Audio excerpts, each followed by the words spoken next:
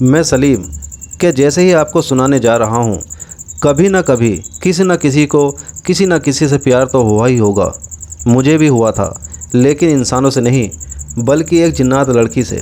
आपको जानकर हैरानी होगी कि एक इंसान को जिन्नात लड़की से प्यार कैसे हो सकता है। दरअसल मुझे पहले पता नहीं था कि वो एक जिन्नात लड़की है, लेकिन जब पता चला तो मेरी तो हालत ही ख़राब हो गई। आज मैं आपको अपनी वो डरावनी दिल दहला देने वाली एक हॉरर स्टोरी बताने जा रहा हूँ। दोस्तों, कहानी सुनने से पहले एक बार इतना ज़रूर चेक कर लीजिएगा कि कहीं आपकी गर्लफ्रेंड जिन्नात तो नहीं। बात उन दिनों की है जब मैं कॉलेज में पढ़ाई करता था। उन दिनों मैं सिर्फ पढ़ाई में ही ज़्यादा ध्यान लगाता था। लड़कियों से मैं ज़्यादा मतलब नहीं रखता था। मैं घर से सीधे कॉलेज और कॉलेज से सीधे घर जाता था, और शाम को पार्क में या बाज़ार में घूमने की बजाय मैं लाइब्रेरी में या घर पर किताबें पढ़ा करता था। कुछ दिनों बाद मुझे लगा कोई लड़की मुझे रेगुलर फॉलो कर रही है। वह मुझे कॉलेज में, कैंप्स में, लाइब्रेरी में, हर जगह दिखती थी। अब तो धीरे धीरे मैं भी उसकी तरफ खींचने लगा था। मुझे वो लड़की अब अच्छी लगने लगी थी, लेकिन मेरी हिम्मत नहीं होती थी कि मैं उससे जाकर कुछ कह सकूं। एक दिन मैं पहली बार अपनी क्लास को छोड़ करके कॉलेज के कैंप्स में जाकर बैठा हुआ था, वो भी कुछ दूर एक कोने में जहाँ सन्नाटा था और वहाँ कोई आता जाता भी नहीं था। तभी वो लड़की अचानक मेरे सामने आ गई और मेरे सामने आकर बैठ गई। अब तो जैसे मेरी सांसें ही रुक गई हो। वो धीरे धीरे मुझसे बात करने लगी। मैं भी धीरे धीरे उससे बातें करना शुरू कर दिया। फिर ये सिलसिला लगातार चलता रहा। वह मुझे कभी भी, कहीं भी, किसी भी जगह मिल जाती और मुझसे ढेर सारी बातें करती। लेकिन कभी कभी जब मैं उससे ऊबता तो कहता था कि यहाँ से चली जाओ, लेकिन वो गुस्साने लगती और जाती नहीं। ऐसे ही चलते चलते बड़ा वक्त बीत गया। अब मैंने सोचा कि अब मैं उससे अपने दिल की बात कह दूँगा। बस मुझे अब एक अच्छे मौके की तलाश थी। फिर वह लड़की मुझे वहाँ से एक सुनसान इलाके में लेकर चली गई। मुझे कुछ अजीब सा लग रहा था और मन में ख्याल भी बड़े अजीब व गरीब और डरावने आ रहे थे। तभी एक बरगद के पेड़ के पास एक वीराने में जाकर के हम रुक गए और वो बोली, यह है मेरा घर, अब तुम भी मेरे साथ यहीं रहोगे।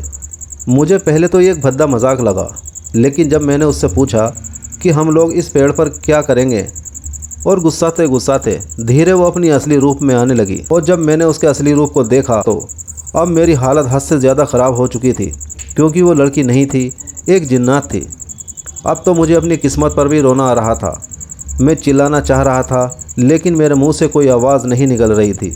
मैं भागना चाह रहा था, लेकिन चाह करके भी मेरे कदम उस जगह से हिल नहीं पा रहे थे। मैं हाथों को हिलाना भी चाह रहा था, लेकिन चाह कर भी मेरे हाथ नहीं हिल रहे थे। शायद मैं पूरे तरीके से उसके कब्ज़े में आ चुका था। सारी मेरी कोशिश बर्बाद हो जा रही थी। और उसके बाद मेरे ऐसे चेहरे को देखकर उसने थोड़ी मेरे ऊपर दया की। वह जिन्नात लड़की अब अपने पूरे रूप में आ चुकी थी, बेहद डरावनी दिख रही थी, और उसने मुझसे कहा कि तुम मुझे बहुत अच्छे लगते हो और अब तुम कहीं नहीं जा सकते हो, अब तुम मेरे साथ ही रहोगे। मेरे तो समझ नहीं आ रहा था कि मैं करूं तो क्या करूं। अब तो वो लड़की अपने नुकीले हाथों से मेरे ऊपर हमला करने जा रही थी, या यूं कहें नुकीले दांतों से वो मुझे जान से मार देना चाहती थी। लेकिन तभी वो रुक गई और उसने मुझसे कहा कि क्या तुम कुछ और कहना चाहते हो? तो मैंने केवल हाथ जोड़ करके इतना कहा कि मुझे माफ़ कर दो, मैंने तुम्हारा क्या बिगाड़ा है, मुझे छोड़ दो। लेकिन वो केवल हंस रही थी और कुछ नहीं बोल रही थी। उसके बाद मैंने देखा कि दूर मज़ार पर से एक पीर बाबा आ रहे थे, और वह लड़की मुझे वहाँ से लेकर के एक खंडर में चली गई और वहाँ पर वो मुझे तड़पाने लगी। मेरा सर बार बार इधर से उधर दीवारों पर लड़ रहा था। शायद ये आवाज़ बाबा तक पहुँच गई और वो धीरे धीरे उस कोठेनुमा खंडर में पहुँच गए, और उन्होंने उस जिन्नात को अपने कब्ज़े में किया और मेरी जान बचाई। और जाते जाते मुझे एक ताबीज़ दिया और बोले कि अब इसे अपने गले से मत उतारना। ये जिन्नात लड़की बहुत ताकतवर है, ये अक्सर यहाँ पर लोगों को इसी तरीके से मारती है और उन्हें अपने साथ रखना चाहती है। तुम्हारी किस्मत अच्छी थी कि तुम आज बच गए, क्योंकि हर समय हर बार सबकी किस्मत अच्छी नहीं होती।